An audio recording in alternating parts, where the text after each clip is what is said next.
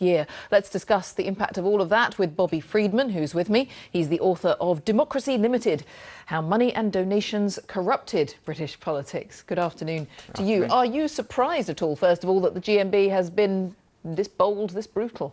Well, not really, because I think a response has been coming from the unions. Perhaps it's surprising that it was the GMB. It was always going to be one of them, though, going to put down a marker to Ed Miliband saying, yes, you want to make these reforms to the Labour Party, but come on, we are the people who pay for your party, and you've got to listen to us. So when you go to make your reforms, you have to bear us in mind. And the argument that we've heard in the last hour that says, actually, the unions will be, or the GMB in this case, will still be almost just as powerful as it ever was, even though it's going to give about £150,000 a year as opposed to more than £1 million. Does that argument stack up from the research that you've done? Well, I think in many ways it does, because when you said before about 90% of the funding being cut, that's 90% of the affiliation funding. The GMB also gives private donations, effectively, donations from the trade union that aren't anything to do with the affiliation fee. Now, that is still in play. So the GMB can choose to use its money that it's saving and give that still as a donation. Or it can choose to not give that and also not give the rest of the money that it normally gives as a donation.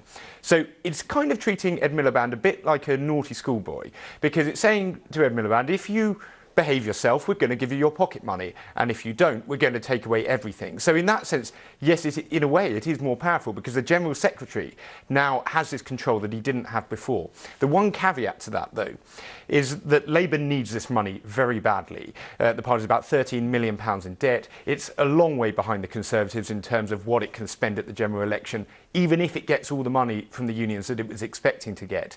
Now, will the GMB be happy to effectively say, Labour, you can't run a proper, meaningful campaign at the next general election, knowing that that will help the Conservatives to get in? So at that point, will the GMB go through with it, or will it want to help Labour, because ultimately they would prefer to have Labour than the Conservatives? So that's where their power will come from.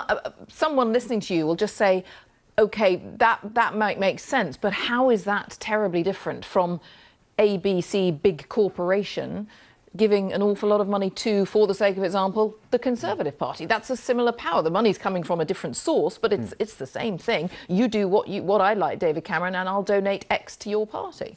Well, you are right. There are some similarities there. I think there is one big difference, though, which is that the unions get a formalised structural role in the Labour Party, which is directly related to what they pay.